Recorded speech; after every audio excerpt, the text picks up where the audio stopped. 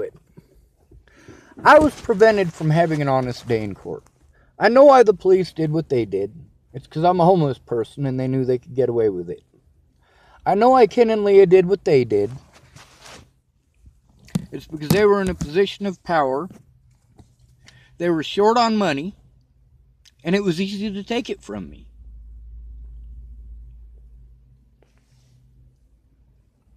I know why Natalie did the shit she did. She wanted to make people happy.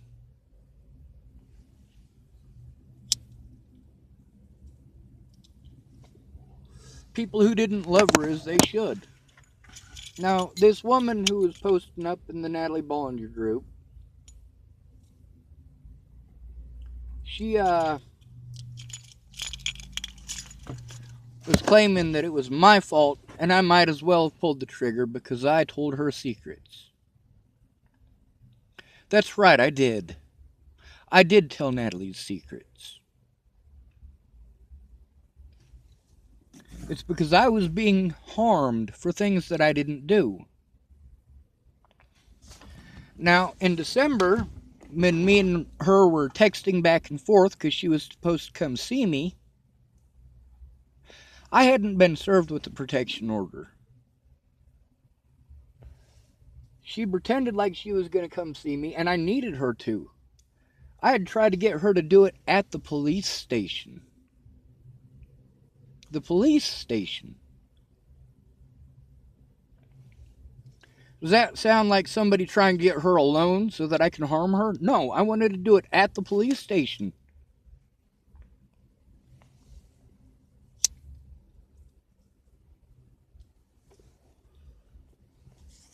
But when we were texting back and forth, there was some pretty important stuff in there. I'm going to stop this video because I have to piss like a racehorse. Anyway, so when me and Natalie were supposed to meet up, I let her know that I was being assaulted, and she typed back, "What assaults?" with a question mark. Well, that's kind of my fault. When I typed that I was being treated like a rapist, I just assumed that she knew that entailed things like having my life threatened and having people assault me. It didn't even register in her head. But by that point, it was already too late. She had gotten the protection order the day before. I still didn't know it existed. And she was having someone come to meet me to deliver that protection order. But then she got to look at her Facebook, at the comments on that thing that she posted up. How she called me a stalker in that. And how people who were friends of hers were calling me a rapist.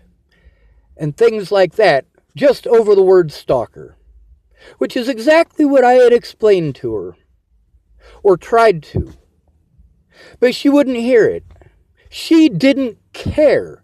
It did not matter to her that I was being physically harmed. Because she used the word stalker.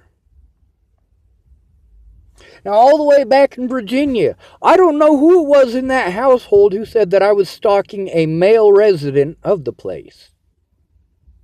What I do know is that I got to read that from the back seat of that police cruiser.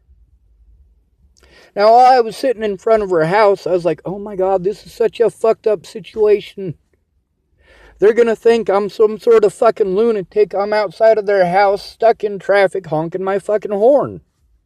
And yeah, that's what they thought. I was right about that.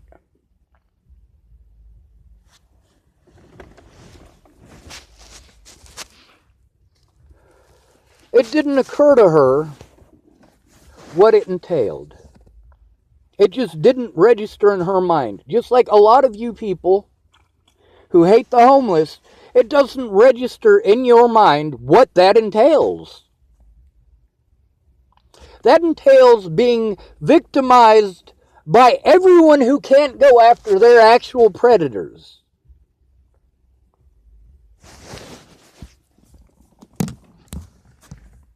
I should have been allowed an honest day in court, but they used the term mentally ill to prevent it.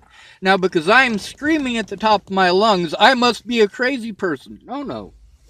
I've heard plenty of people scream at the top of their lungs.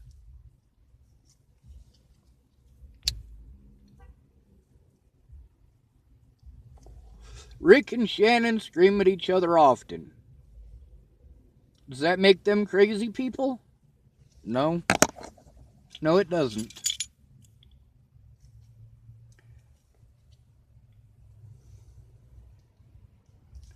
I made a lot of bad decisions based on the information that I had, but most of that information was people lying to me. I was hoping that Natalie would show up and clear up all the crazy like she claimed she was gonna. And I do firmly believe that after realizing what the hell was actually going on, that I was actually telling the truth, I do believe that had a lot of bearing on her decision to have someone shoot her in the head. I wouldn't have had to expose her for heroin if I hadn't been being abused for things that I didn't do. She didn't tell my secrets. She told lies. At least I told the truth. Now, there's a lot of people, if I don't say what it is that they want me to say, then it means that I'm a liar. I've been called a liar plenty by people who don't want their secrets out. They're pissed off. Understandably. At the same time, I exposed Natalie's heroin use because I was being actually abused for things that I did not do. People went at me like I was a terrible person for fucking defending myself. The police brushed me off like I deserved it, or because I have a penis, that it doesn't matter. I just need to man up. I can't see my friends or family without being assaulted, but it's not their problem because I'm not a female.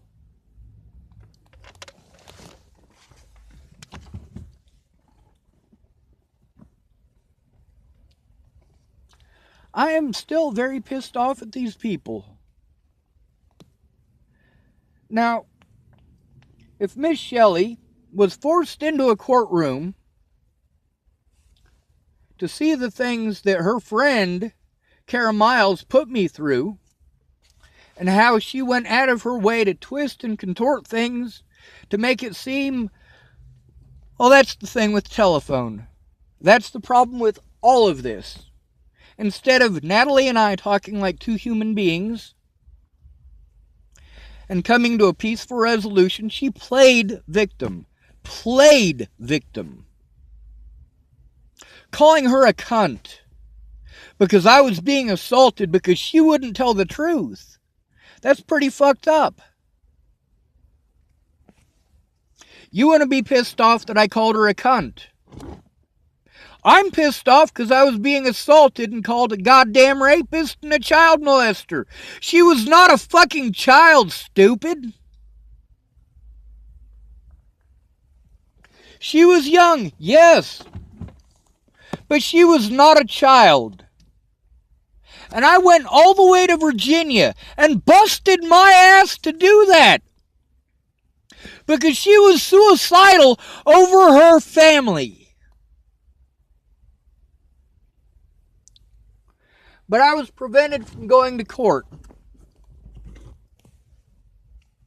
They did everything they could not to take my report, not to look at the evidence. Every public pretender that I had did exactly the same thing.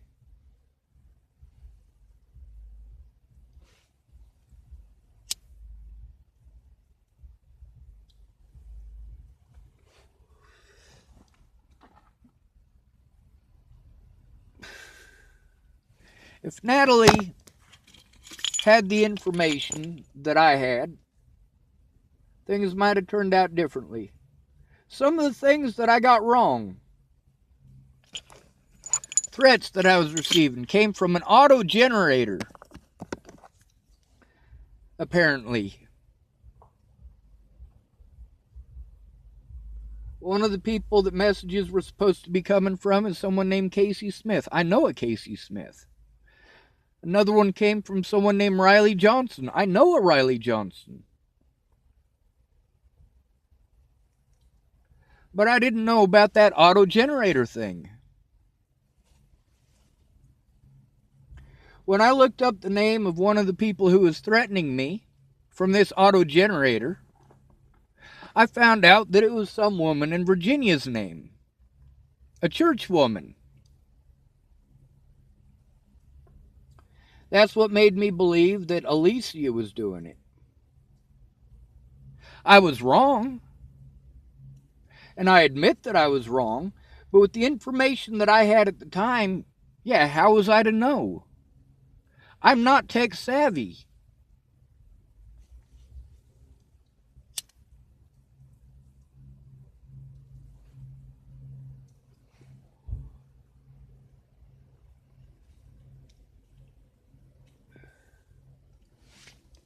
The thing is, a lot of people saw the harassment, threats, and intimidation that was going on.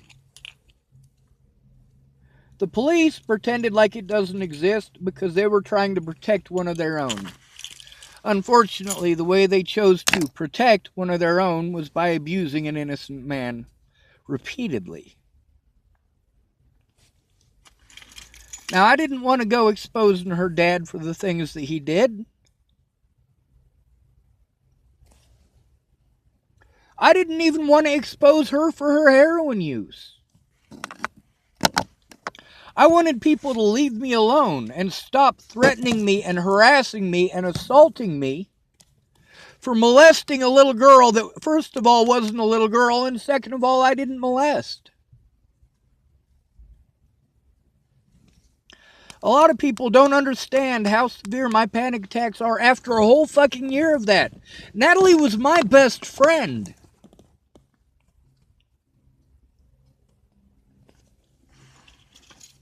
Those people in Montana, they didn't understand why I was so emotionally distraught.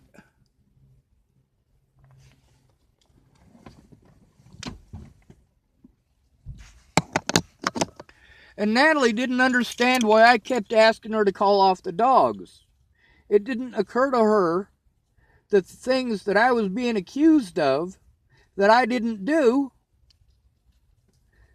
came along with being threatened and assaulted. I needed her to call off the fucking dogs.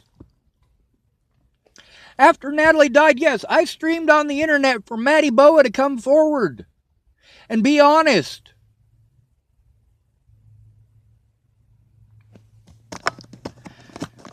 Millions of people got to see the slander against me. Millions.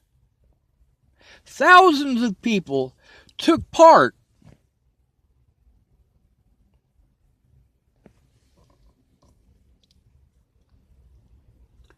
A lot of these people that I had contacted that were going to come meet me before Natalie was killed. It didn't register to them that I don't get to see, not only not get to see them, I don't get to see any of my friends. I don't get to see my older brother. I don't get to see Mobley. I don't get to see Chelsea. I don't get to see Katie. I don't get to see Bug Out, God bless his soul. He's a little tweaker fuck. But his heart's in the right place. And yeah, he stabbed somebody last year, by the way. Somebody who gave him some shitty pants. Literally, they had shit on them. So Bug Out stabbed the son of a bitch. Had I been there, there wouldn't have been a stabbing.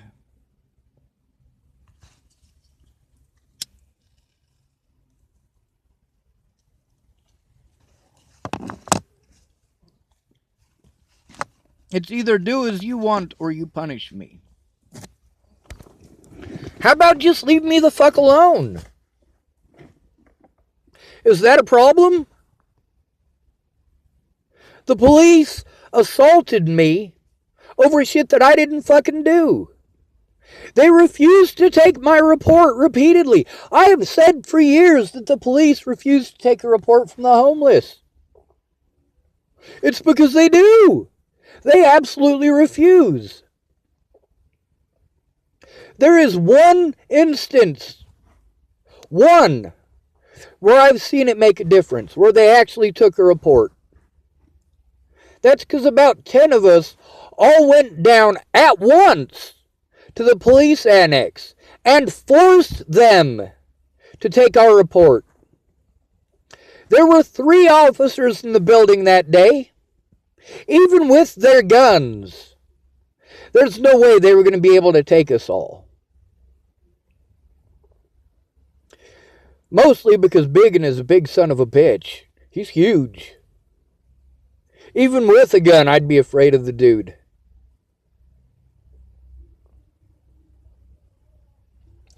I needed help. I needed someone to go in with me to make a report. I couldn't get that to happen. It was excuse after excuse after excuse. They gave excuses to Mandy Hughes and Aaron Cockerham and Karamia. They made excuses to me and Miss Peaches.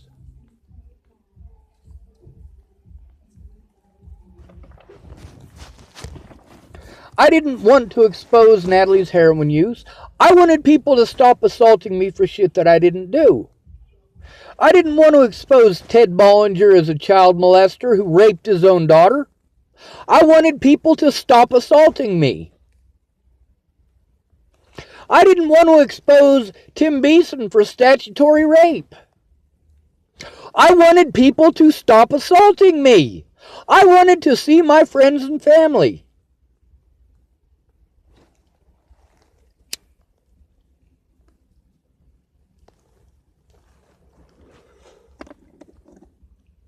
Natalie didn't understand that because she's so pretty, that people would do such evil things over her words. Or did she? If you invite somebody to your house, you don't get to call them a stalker. If you ask them to go away and they keep coming back, then yes. But I didn't go back.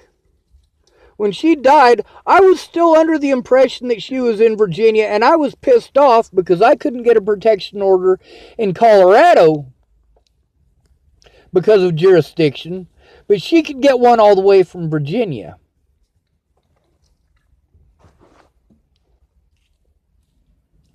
I made a lot of wrong decisions, but with the information I had at hand, yeah, it's understandable why I made those decisions.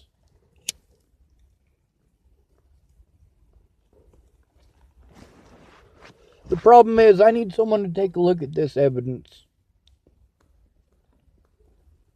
I need an honest day in court, and the court dates that I was prevented from going to prevent me from ever having an honest day in court. Not without a real lawyer, and people keep saying stupid shit like, well, you can defend yourself. No, you don't have access to that shit in jail. You don't. They have the law library. And they have this little kiosk thing there. You have to wait your turn. And then you have to go through miles and miles of bullshit trying to figure out what the fuck it is that's going on with that stupid machine.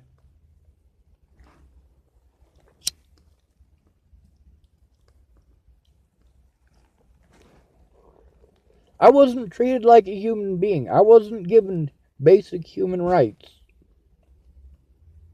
I shouldn't have had to trust people with a history of abusing me. Now, Lana, she was my marijuana dealer in the state of Nebraska. I knew her because she was my little brother's marijuana dealer. That's how I met her. She used to deal pot to Drake Chambers.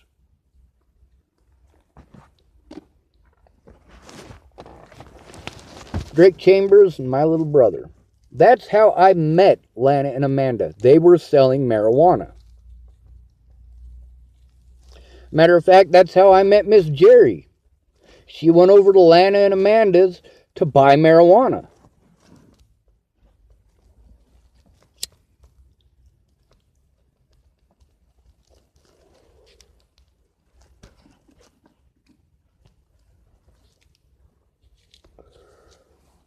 I wanted to be left alone. That's why I type things like, please, call off the fucking dogs. I even tried to get a hold of her mother after a year, over a year, of being treated like shit and not being able to see my friends and family. But it didn't matter to them because, you know what? It's easy to throw me away.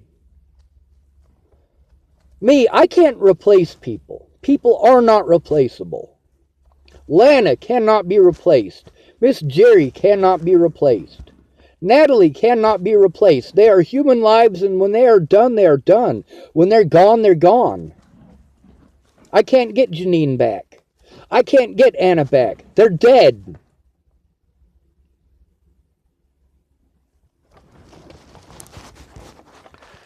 Before what happened in Virginia, I'd been able to walk away from every situation where people were abusive because they got the wrong idea in their head. But after that, there were a lot of situations where I couldn't because people had evidence that I needed. People like Karamia. People like Lana and Amanda.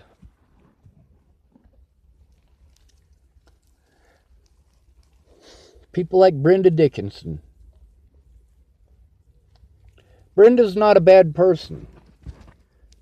She's not. She's in a lot of pain because she has rheumatoid arthritis. And she takes medications that basically make her talk like a meth head. She talked about poop a lot. That was most of our conversations after I got back from Virginia.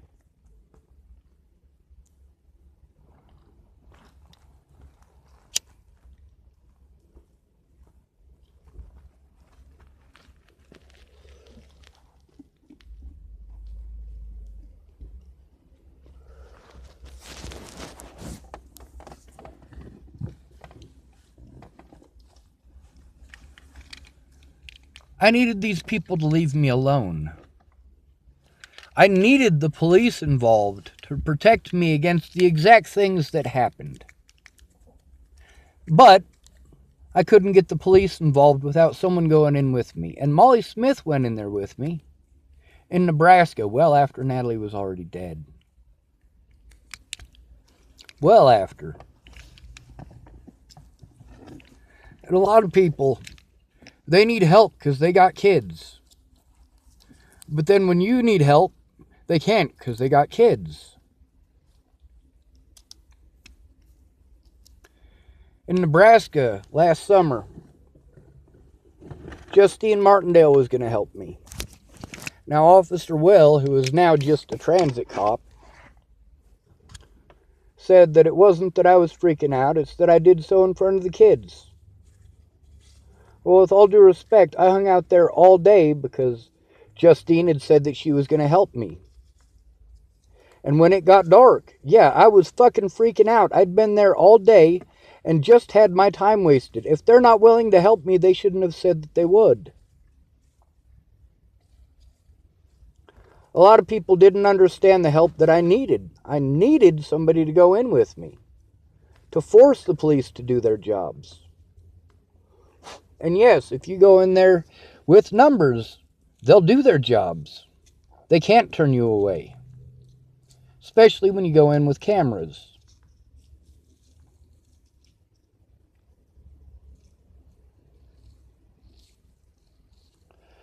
Now, after a year of being harassed and being accused of things that I didn't do, I actually did some of those things.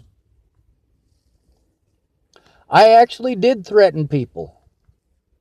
You're damn right I did. And I did a great job of it too.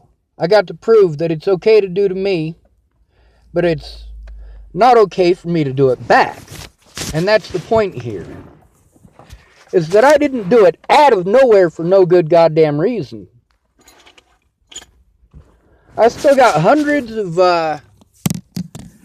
messages on Facebook that I haven't gone through. Because I go through them and I keep running into people who are threatening my life and being dickheads about things I didn't do and calling me a child molester. That's something that doesn't register to Lana, because Lana married a child molester by the name of Wayne.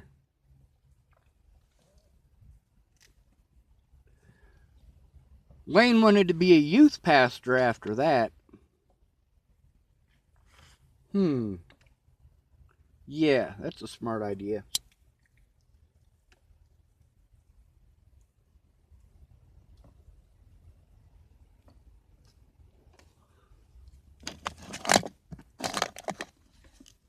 I speak out and make videos because it's all I can do. I can barely function.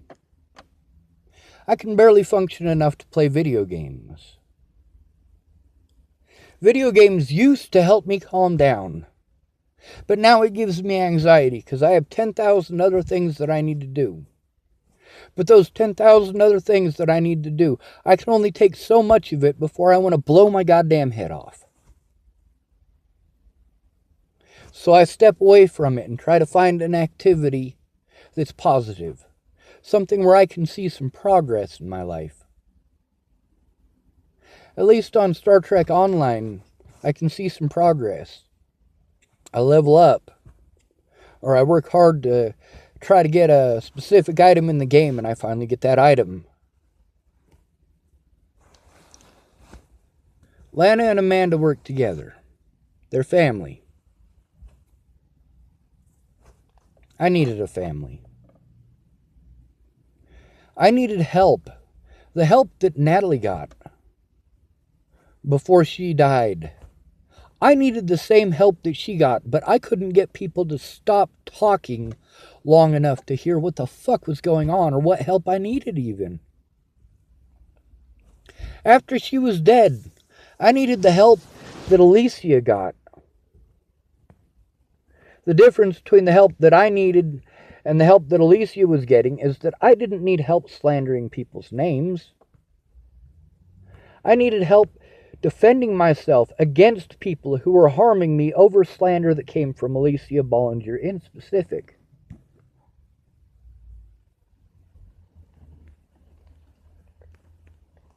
See, that part, I know specifically who it was that said that I threatened Natalie and her family. That was Alicia. She told that to Maddie Boa. And Maddie Boa was the one who said that I was stalking and threatening. And later on, it warped into raping and molesting and eventually murdering. It didn't matter to them that I was being assaulted. It didn't occur to them. And it didn't occur to me that I should type it all out for them. Because typing gives me severe anxiety. And all of these people who chose to tear me down chose to do it in texting, knowing full well what it was going to do to me emotionally. Knowing full well that it was going to shut me down and make me wish I was dead.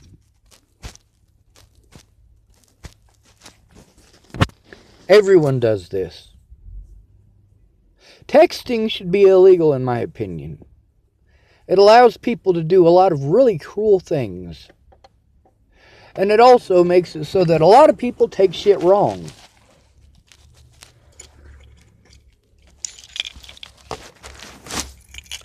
Lana and Amanda, what they did was completely wrong. The claims that they made and continue to make are wrong.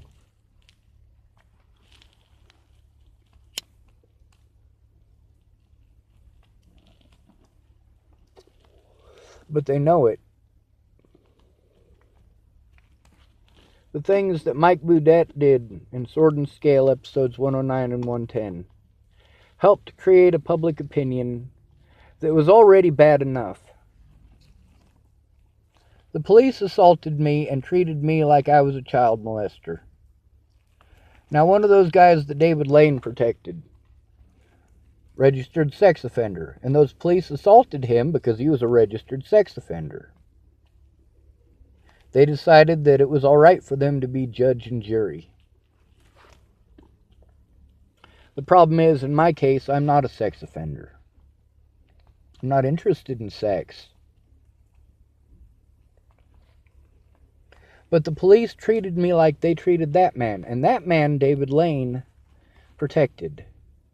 David Lane was able to get $200,000 for a sex offender who was assaulted by the police.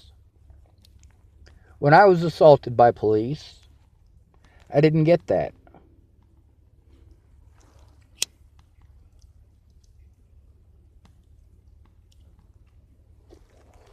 People continue to harass me because I speak out. I continue to speak out because they continue to harass me.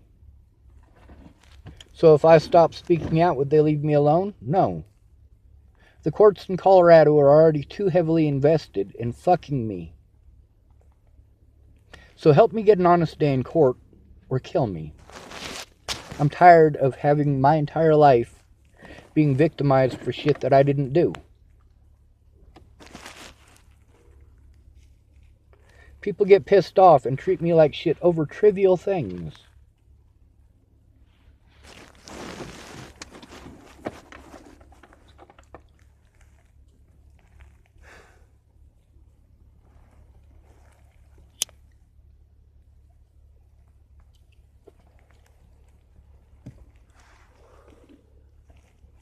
I'm almost out of cigarette butts.